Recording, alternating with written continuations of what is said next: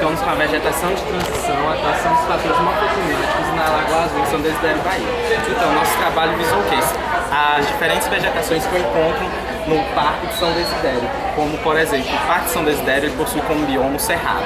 O Cerrado é o segundo maior bioma presente no Brasil. Só que lá também eu encontro fisionomia, tanto de caatinga quanto de Mata Atlântica, que são atípicas a regiões, mas as duas conseguem coexistir próximas. Então a gente queria saber o porquê elas podem estar tão próximas nesse clima. Então a gente queria analisar o clima para saber como ele interferia diretamente na presença dessas plantas. Então, a gente abordou a vegetação de transição ecótona, que é isso, é quando eu tenho um bioma predominante, mas também tem as fisionomias de outras duas que estão inseridas naquele bioma. O nosso objetivo foi investigar os fatores morfoclimáticos que influenciaram no surgimento de uma zona de transição. A gente então queria saber como tinha ação direta do clima, que ele estava influenciando nessa zona de transição, favorecendo tanto o surgimento da Mata Atlântica como da Caatinga juntas na proximidade. Nossa metodologia utilizada. Utilizamos de uma visita técnica ao local, com a presença de professores do guia que foi passando informações para nós.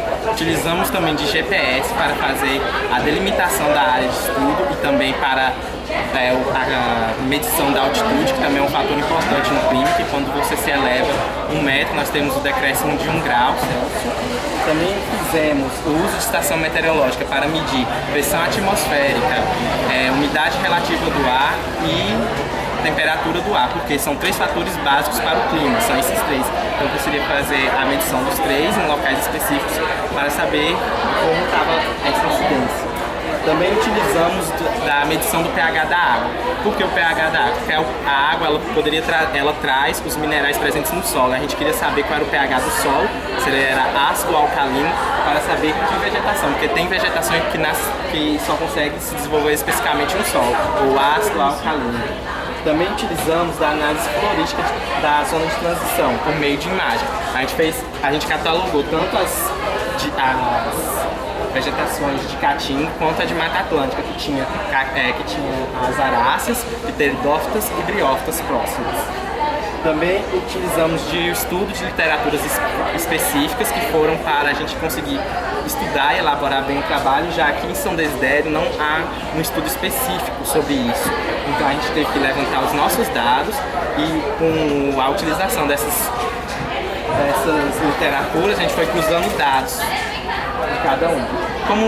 Que resultados a gente obteve a partir disso? Nós percebemos que a zona do ecosistema se diversifica com sua vegetação à medida que ela se aproxima às insurgências e ressurgências. O que são insurgências e ressurgências? É quando eu tenho um lençol freático que ele surge, que ele desaparece, que é a insurgência, quando ele aparece novamente, que se chama ressurgência. Então, quando eu estou próximo a esses recursos hídricos, eu vou ter como vegetação a Mata Atlântica. Por quê? A Mata Atlântica ela depende bastante de água, de umidade para o seu desenvolvimento. Por isso, quando se aproxima da Lagoa Azul, da Gruta do Catão, que possui a ressurgência, do aquífero do Bambuí, que possui um grande volume de água, que aumenta a umidade relativa do ar, eu vou ter o surgimento dessas plantas que necessitam de água para se desenvolver.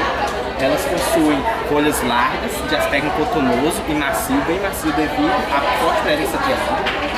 Dentro da gruta, eu não vou, mesmo com a alta umidade, eu não tenho a presença delas, porque elas precisam de incidência direta do sol para realizar o processo de fotossíntese e se desenvolver. Por isso elas estão próximas, até onde há incidência do sol e umidade relativa alta, eu vou ter vegetação de Mata Atlântica. Se eu tiver um escuro como dentro da gruta, eu já não tenho essa presença. E a caatinga? A caatinga, como pode se perceber aqui na imagem, ela está fixada em rochas carbonáticas sedimentares, que essas rochas carbonáticas sedimentares são porosas, então ela tem uma facilidade muito alta de absorção da água da chuva, que vai ser filtrada pelo solo até chegar ao aquífero Bambuí. Então aqui, depois que ela absorveu a água, não vai ter mais água contida nesse solo. Aí tem os cactos que estão afixados nas rochas, que não necessitam de água para o seu desenvolvimento, de muita água, eles necessitam de pouca.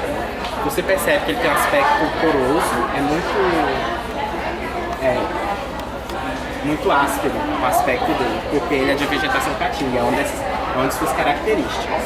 Então, como considerações espaciais a gente obteve desse trabalho? A vegetação de transição em estudo não tem uma independência de fatores morfoclimáticos, então sim, o clima interfere diretamente na presença dessas vegetações, dessas fisionomias de vegetações que são atípicas ao cerrado, e também que um dos processos determinantes para a permanência dessas plantas é a umidade relativa do ar. Por quê? Porque a Mata Atlântica depende da forte presença de umidade relativa do ar. Já a Caatinga não necessita dessa presença de umidade relativa do ar. Por isso ela está afastada dos recursos hídricos, enquanto a Mata Atlântica ela está muito próxima, ligada aos recursos hídricos, muito perto, porque há essa presença dessa umidade.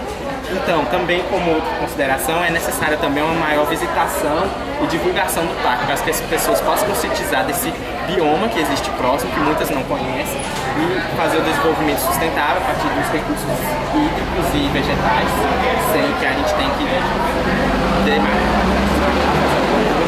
E fazer com que as pessoas se conscientizem ambientalmente pela preservação ambiental. Ok, obrigado.